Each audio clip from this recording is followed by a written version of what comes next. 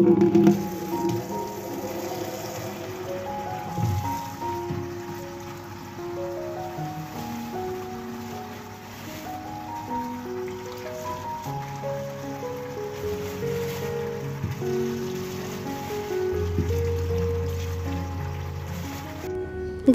কিছু ক্ষেত্রে নীরব থাকাটা যেমন জরুরি, আবার কিছু কিছু ক্ষেত্রে আপনার আওয়াজ তোলাটাও কিন্তু জরুরি। আপনি যদি সর্বক্ষেত্রেই নীরব থাকেন, তখন কিন্তু সবাই আপনার এই নীরবতার ফায়দা উঠাবে। তাই সব সময় চুপ না থেকে কিছু কিছু জায়গায় কিন্তু কথা বলারও প্রয়োজন আছে। আসসালামু আলাইকুম এভরিওয়ান। রূপালীর দিনরাত্রির পক্ষ থেকে আমি রূপা আপনাদের সবাইকে আবারও স্বাগতম জানাচ্ছি আমার নতুন আরেকটি ডেইলি ব্লগ দেখার জন্য। আশা করছি দূরে এবং কাছে যে যেখান থেকে আমার আজকের ভিডিওটি দেখছেন সবাই ভালো আছেন এবং সুস্থ আছেন। আমরাও আলহামদুলিল্লাহ বেশ ভালো আছি। ভিডিওর শুরুতে ছোট্ট একটা রিকোয়েস্ট করে নিচ্ছি, যারা আমার ভিডিওটি দেখা শুরু করেছেন প্লিজ একটা লাইক দিয়ে ভিডিওটি কন্টিনিউ করবেন। আর যারা এখন পর্যন্ত আমার চ্যানেলটিকে সাবস্ক্রাইব করেননি, যদি আমার ভিডিও ভালো লাগে আপনারা চাইলেই কিন্তু আমার চ্যানেলটিকে সাবস্ক্রাইব করতে পারেন। আর যারা এই কাজটি অলরেডি করে ফেলেছেন তাদেরকে জানাচ্ছি অসংখ্য ধন্যবাদ। তো আরহামের বাবা কিছু ফ্রুটস নিয়ে এসেছিল, তো আমি সেগুলো ভালো করে লবণ পানিতে কিছুক্ষণ ভিজিয়ে রেখেছিলাম, তারপর ধুয়ে পানিটা ঝরিয়ে নিচ্ছি। আরহাম দেখা যায় কি এখন অন্য খাবার খুব একটা খেতে চায় না। আসলে বাচ্চারা যখন বড় হয় তখন অনেক বেশি জিদ্দি হয়ে যায়, তো ফ্রুটসটাই দেখা যায় ও একটু বেশি পছন্দ করে। তো যখন বেশি জ্বালাতন করে তখন দেখা যায় কোনো একটা ফ্রুটস দিয়ে আমি বসিয়ে দেই। তো এখানে আমাদের সকালের নাস্তাটা রেডি করে নিচ্ছি।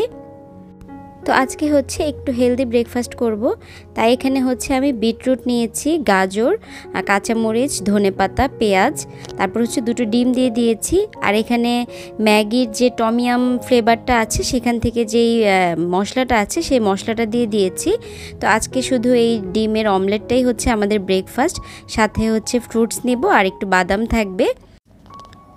নুসরাত সুমি আইডি থেকে আপু আমার কাছে জানতে চেয়েছিলেন যে আরহামকে নিয়ে আমি কিভাবে সবজি কুটা বাছা করি বা সংসারের কাজগুলো ম্যানেজ করি। তো আজকের ভিডিওতে আমি সেই সম্পর্কে আপনাদের সাথে কিছু ছোট ছোট টিপস দিব, যে ছোট বাচ্চা বাসায় থাকলে কিভাবে আপনারা সংসারের কাজগুলো সুন্দরভাবে ম্যানেজ করতে পারেন। আমার যতটুকু মনে পড়ে আপু আমাকে আগেও অনেকবার এই ধরনের প্রশ্ন করেছিল, তা আমি যদিও কমেন্টের মাধ্যমে আপুকে অ্যান্সার দেওয়ার চেষ্টা করেছিলাম। তো আজকে আমি ভিডিও আকারে শেয়ার করছি, যদি আপুর মতো অন্য আরও কেউ থেকে থাকে নতুন মা হয়েছে তাদের হয়তোবা একটু হলেও উপকারে আসবে। আসলে আরহামকে নিয়ে সংসারের কাজগুলো করা যদিও একটু কষ্ট হয়ে যায়, যেহেতু এখনও ছোট, অনেক কিছুই বুঝে না, তো ওকে বুঝালেও তো বসে থাকবে না। তো যখন দেখা যায় আমি সবজি কুটা বাছা করি বা অন্যান্য প্রিপারেশন নেই রান্না বান্নার, তখন ওকে কোনো একটা খেলনা দিয়ে বসিয়ে দেই। খেলনা নিয়ে যখন ও ব্যস্ত থাকে তখন কিন্তু ও রান্নাঘরে খুব একটা আসে না। যেহেতু আমাদের একটা একক ফ্যামিলি আর আমার বড় আর কোনো বেবিও নেই বা অন্য কেউ নেই আরহামকে দেখার মতো, তা আরহামের বাবা যখন বাসায় থাকে তখনই বেশিরভাগ কাজ করার চেষ্টা করি।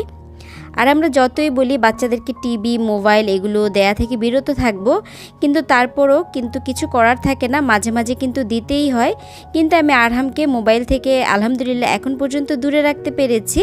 তো ওকে মাঝে মাঝে টিভিটা একটু দেই, টিভি দিলে ও দেখা যায় কিছুক্ষণ সময় টিভি নিয়ে ব্যস্ত থাকে, সেই সময়টাই আমি কাজে লাগিয়ে অন্যান্য কাজগুলো কিন্তু তাড়াতাড়ি করে ফেলি। আমার মনে হয় আপুটার ছোট কোনো বেবি আছে, এর জন্যই আপু বারবার আমার কাছে এই ধরনের প্রশ্ন করেছেন। আপু এইবার জানতে চেয়েছিলেন যে আমি কুটা বাছা কিভাবে করি। আসলে আমি যখন কুটা বাছা করি তখন যেহেতু আমি দাঁড়ানো বটি দিয়ে কাজ করি বা ছুরি কাঁচি দিয়ে কাটাকুটি করি, নিচে কিন্তু আমি খুব একটা এসব জিনিস রাখিও না, ধারালো জিনিস, দাঁড়িয়ে দাঁড়িয়েই কাজ করি।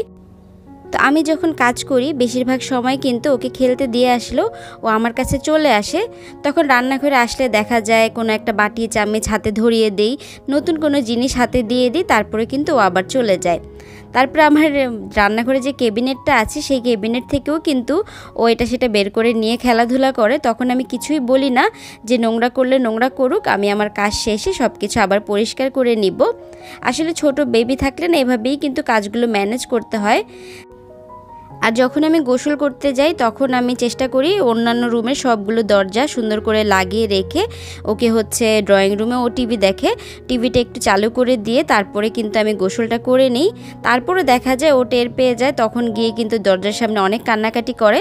তখন কিন্তু আমার খুব তাড়াতাড়ি করে গোসল করে বের হয়ে চলে আসতে হয়। এখন আর ওইরকম সময় নিয়ে কিন্তু গোসলও করা হয় না। যেমন আজকে হচ্ছে মাথায় আমি একটু পেঁয়াজের রস আর মেথি গুঁড়ো দিয়েছিলাম। অনেক দিন যাবত চুল পড়ছিল, তো চুল পড়া বন্ধ করতে কিন্তু মেথি অনেক বেশি হেল্পফুল। তা আজকে চিন্তা করলাম এটা একটু দিব, কিন্তু শ্যাম্পু করতে যখন গিয়েছি তখন আরহামের সেই কান্নাকাটি, কোনো মতে একটু শ্যাম্পু করে বের হয়ে চলে এসেছি। আর ও সব সময় দুপুরে একটা লম্বা ঘুম দেয়, তো সেই সময়টা আমি সব সময় কাজে লাগাই। ও 3টা থেকে 3:30টার ভিতরে ঘুমিয়ে যাবে, তো যখনই ঘুমিয়ে যায় তখন আমি টুকটাক অন্যান্য কাজগুলো যে আছে সেগুলো কিন্তু গুছিয়ে নেওয়ার চেষ্টা করি।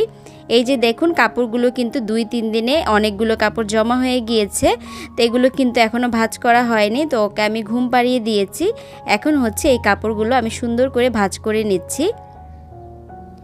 তো বেশ গরম কিন্তু পড়ে গিয়েছে, তো গরমের কারণে কিন্তু কাজ করাও অনেক কষ্টকর হয়ে যাচ্ছে।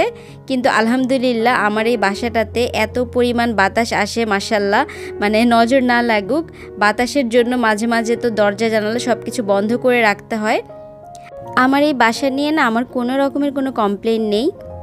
মাশাল্লাহ এই বাসাটাতে চারদিক থেকে যেমন খোলামেলা, অনেক বাতাস আসে, বাসার রুমগুলো অনেক বড় বড়, আর কিচেনটা তো আমার অনেক বেশি পছন্দ।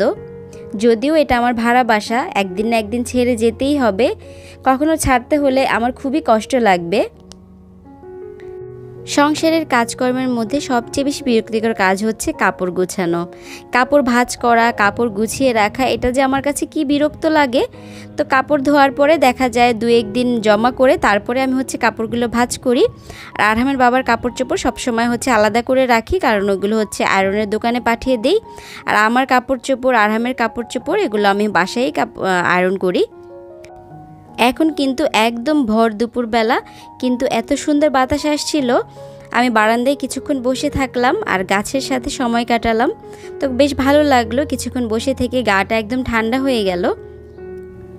ডেইলি লাইফ অ্যান্ড কিচেন থেকে আমাদের শিশির আপু কমেন্ট করেছিলেন যে আমার ভিডিওগুলো আপুর কাছে ভালো লাগে, কিন্তু আমার ভিডিওগুলো কেন তেমন একটা রিচ হয় না।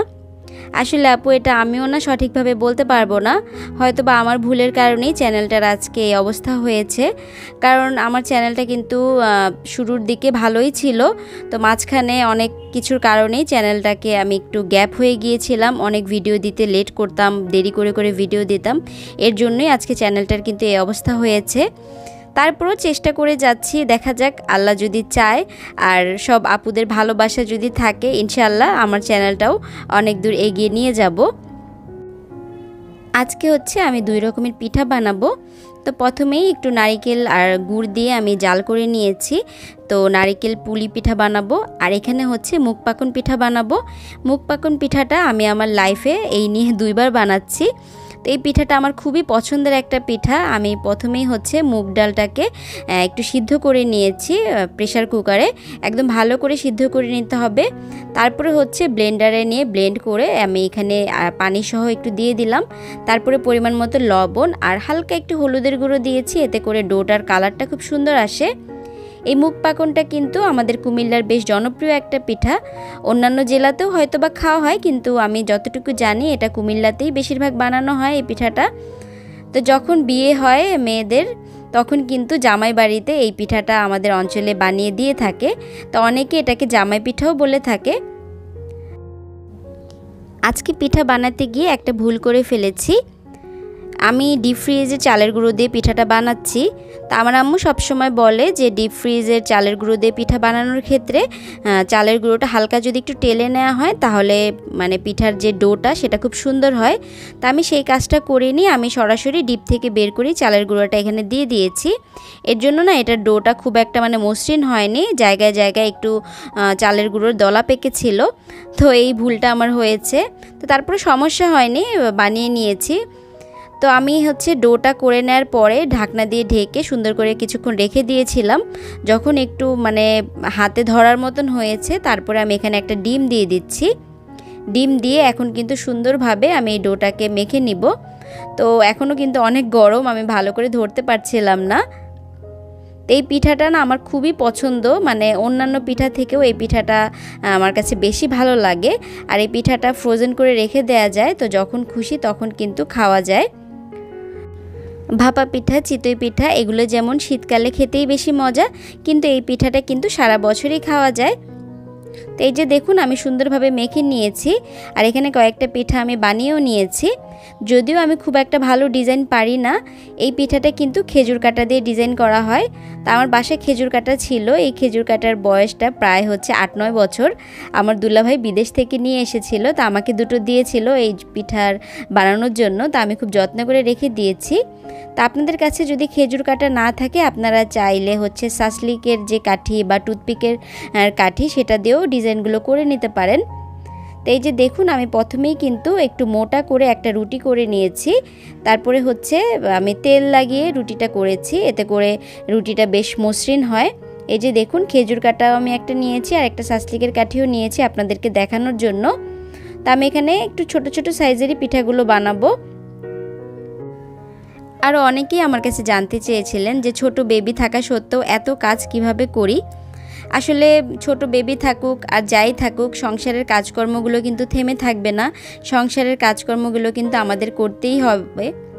হয়তোবা আগে একটু বেশি কাজ করতাম, এখন হয়তোবা আগের মতো পারি না, একটু কম কাজ করি, কিন্তু তারপরেও কাজ কিন্তু করতেই হয়। তো এই যে দেখুন এই পিঠাগুলো বানাচ্ছি, এটাও কিন্তু আরহামকে আমি ঘুম পাড়িয়ে তারপরে এই কাজগুলো করছি, কারণ এই কাজগুলো না অনেক নিখুঁত কাজ। এগুলো যদি আরহাম জেগে থাকতো তখন আমি না ঠিকমতো করতে পারতাম না। আমি যত কাজের মধ্যেই থাকি না কেন, আরহামের দুপুরের ঘুমটা কিন্তু আমি মিস করি না, কারণ ও যদি দুপুরে ঠিকমতো ঘুমায় তাহলে তেমন একটা বিরক্ত করে না, ওর মন মেজাজও ভালো থাকে।